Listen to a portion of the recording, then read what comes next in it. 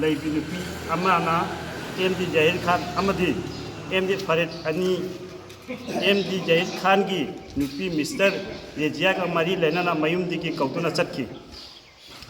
ꯌꯨꯝꯗꯒꯤ ꯆꯠꯈ꯭ꯔꯕ ꯃꯇꯨꯡ ꯂꯤꯂꯣꯡ ꯑꯋꯥꯡ ꯂꯩꯀꯥꯏꯗꯒꯤ ꯍꯥꯟꯅ ꯄ꯭ꯂꯥꯟ ꯇꯧꯗꯨꯅ ꯂꯩꯕ ꯃꯑꯣꯡ ꯃꯥꯟꯕ ꯊꯧꯑꯣꯡꯗ ꯃꯁꯛ ꯈꯪꯗꯕ ꯃꯤꯑꯣꯏ ꯈꯔꯅ ꯑꯦꯝꯗꯤ ꯖꯍꯤꯔ ꯈꯥꯟ ꯑꯃꯁꯨꯡ ꯑꯦꯝꯗꯤ ꯐꯔꯤꯠ ꯈꯥꯟꯕꯨ ꯐꯣꯔ ꯋꯤꯂꯔ ꯑꯃꯗ ꯅꯝꯗꯨꯅ ꯀꯤꯗꯅꯦꯞ ꯇꯧꯈꯤ꯫ ꯌꯨꯝꯒꯤ ꯑꯍꯜ ꯂꯃꯟꯁꯤꯡꯗ ꯅꯨꯃꯤꯗꯥꯡ ꯄꯨꯡ 9 ꯇꯥꯕꯗ ꯄꯥꯎ ꯐꯥꯎꯅꯔꯕ ꯃꯇꯨꯡ ꯍꯌꯦꯡ ꯑꯌꯨꯛ ꯍꯥꯏꯕꯗꯤ ꯇꯥꯔꯤꯛ 19/5/2022 ꯋꯥꯔꯤ ꯁꯥꯟꯅꯅꯕ ꯍꯥꯏꯅ ꯌꯥꯅꯈꯤ꯫ ꯑꯗꯨꯕꯨ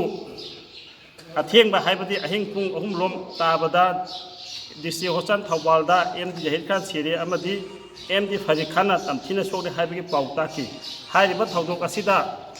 ꯃꯔꯤ ꯂꯩꯅꯕ ꯒꯚꯔꯟꯃꯦꯟꯠ ꯑꯃꯗꯤ ꯑꯣꯊꯣꯔꯤꯇꯤꯅ ꯑꯊꯨꯕ ꯃꯇꯝꯗ ꯃꯤꯠꯌꯦꯡ ꯆꯪꯕꯤꯅꯕ ꯅꯤꯡꯁꯤꯡꯖꯔꯤ꯫ ꯑꯍꯥꯟꯕ ꯋꯥꯔꯦꯞꯇ ꯑꯦꯝꯗꯤ ꯖꯍꯤꯔ ꯈꯥꯟ ꯑꯦꯂꯥꯏꯁ ꯑꯇꯣꯝꯕ ꯁꯂꯣꯞ ꯑꯦꯝꯗꯤ ꯅꯁꯤꯃꯨꯗꯤꯟ ꯀꯩꯕꯨꯡ ꯃꯊꯛ ꯂꯩꯀꯥꯏꯕꯨ ꯃꯤꯍꯥꯠ ꯊꯤꯅ ꯍꯥꯠꯇꯣꯛꯂꯕꯗ ꯆꯦꯟꯅꯔꯤꯕ ꯃꯤꯑꯣꯏꯁꯤꯡ ꯃꯔꯤ ꯂꯩꯅꯕ ꯑꯣꯊꯣꯔꯤꯇꯤꯅ ꯑꯊꯨꯕ ꯃꯇꯝꯗ ꯐꯥꯕꯤꯗꯨꯅ ꯃꯔꯥꯟꯒꯤ ꯃꯇꯨꯡ ꯏꯟꯅ ꯆꯥꯅꯕ ꯗꯟꯗꯤ ꯄꯤꯕ꯫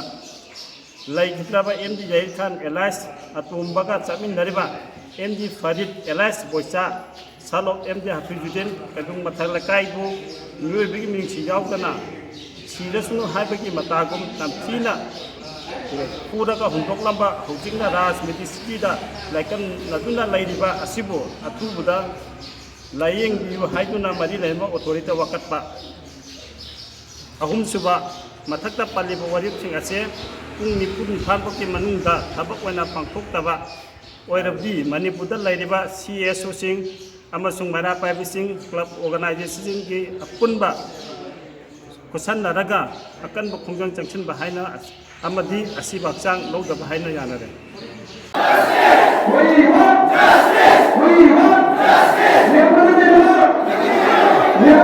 Hello everyone, it is IPAP TV News, a news networking channel dedicated to the cause of human rights.